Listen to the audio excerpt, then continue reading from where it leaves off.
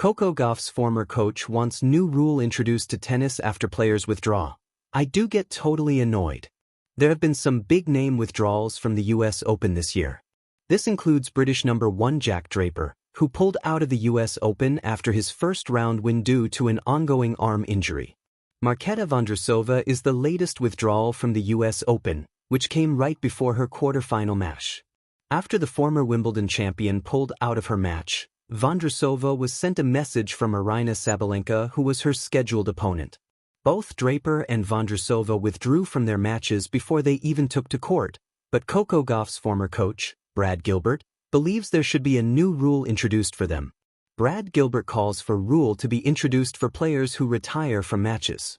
Gilbert is often voicing his opinions on social media, but on this occasion spoke on the Served by Andy Roddick podcast. In an interview alongside Tracy Austin, Gilbert was asked what rule change he would like to implement into tennis. Gilbert issued a strong response, explaining how much it annoys him when someone retires due to injury and plays the next week or in doubles at the same tournament. I do get totally annoyed now about players pulling a ripcord in the middle of a match and then they play next week, said Gilbert.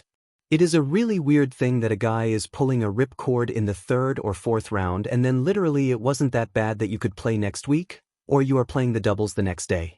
There should be a rule against that. If you pull out of match, you can't play next week. How many retirements have there been at the US Open this year? There have been 10 retirements or withdrawals at the US Open this year, 7 of which have come in the men's singles draw. The highest ranked of those is world number 6 Ben Shelton, whose retirement has caused people to call for changes. Shelton was clearly emotional after retiring at the US Open, with the American suffering a shoulder injury in his third-round match against Adrian Mannarino. Although Gilbert's rule is not actually implemented in tennis, he will be pleased to know that none of the 10 players are scheduled to compete within a week of their withdrawals or have played doubles since. The 2 players that are scheduled to compete in the closest time to their retirements are Shelton and Daniel Altmaier, who are set to play Davis Cup qualifier matches in 2 weeks' time. Juan Carlos Ferrero pinpoints what Carlos Alcaraz needs to focus on against Novak Djokovic in the semifinals. Carlos Alcaraz and Novak Djokovic made their way through to the semifinals of the US Open in impressive fashion. Maintaining his perfect record at this year's US Open, Alcaraz defeated Jiri Lehecka in straight sets, 6-4, 6-2, 6-4, in the first quarterfinal on Tuesday. Made to work slightly harder for his spot in the last 4, Djokovic took down home favorite Taylor Fritz in 4 sets during the night session. Alcaraz and Djokovic will contest their 9th ATP Tour match in the semifinals, as both players look to finish their Grand Slam campaigns on a high. Previewing the blockbuster clash, Alcaraz's coach, Juan Carlos Ferrero, has pinpointed what the 22-year-old will need to focus on when he plays Djokovic. Juan Carlos Ferrero says Carlos Alcaraz needs to focus on himself and push Novak Djokovic to the limit. Speaking to Onda Regional, Ferrero shared his thoughts on Alcaraz and Djokovic's upcoming semifinal. We shouldn't obsess over Novak Djokovic. Carlos Alcaraz needs to focus on himself and try to push Djokovic to the limit until the match becomes physically difficult for him due to Carlos's pace, he said. Favoritism is out of the question. Carlos is playing spectacularly with a lot of confidence, but I don't dare say he's the favorite. Novak will give his all. It will be extremely tough. Ferrero then suggested whether he would rather Alcaraz play Djokovic in the day or night session on Arthur Ashe Stadium. In Australia, they played at night, and that favored Novak a bit, he said. If we played here during the day, we believe the conditions would be much better for us. In the quarterfinals of this year's Australian Open, Djokovic defeated Alcaraz in 4 sets, with the match finishing at 0:57 local time. There have been conflicting reports over which of the 2 semifinals will be given the primetime night session slot, although unfortunately for Ferrero and Alcaraz, there is a good chance their match with Djokovic will go on last. That won't provide much comfort for Alcaraz, who has struggled, by his standards, against Djokovic regardless of the conditions throughout his career to date. Carlos Alcaraz and Novak Djokovic's head-to-head record.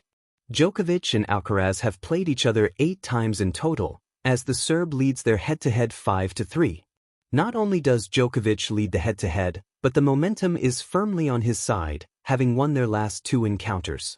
Adding to that, Djokovic is unbeaten against Alcaraz on hard courts, 2-0, a record he'll no doubt look to improve upon in the US Open semifinals.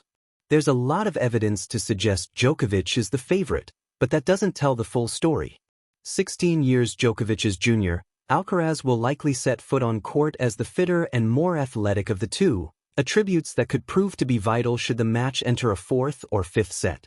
Alcaraz has also had a better season than anyone else in the men's game this year, accumulating over 9,000 ATP points, winning a Grand Slam, and 3 Masters 1000 titles.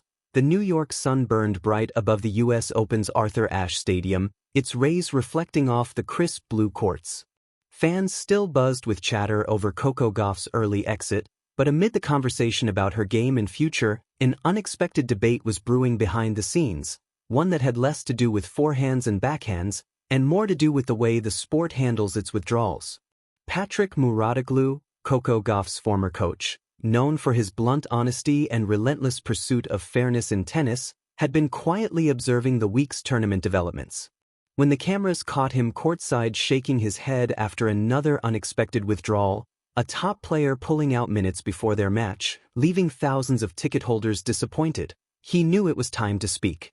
"I do get totally annoyed," he said with a shrug that didn't quite hide his irritation during a press scrum later that afternoon.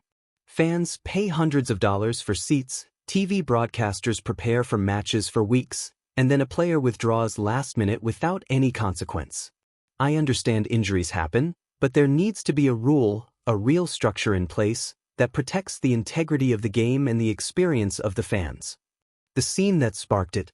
The incident that set Mouratoglou off was a match fans had been salivating over, a potential showdown between Naomi Osaka and a newly resurgent Bianca Andreescu. But hours before the match, Andreescu announced she had tweaked her shoulder during warm-ups and couldn't compete. The official statement was calm and clinical, but the effect on fans was palpable. They had streamed into the stadium early, draped in flags, buzzing with anticipation. Instead, they were treated to a walkover. Osaka advanced without striking a ball.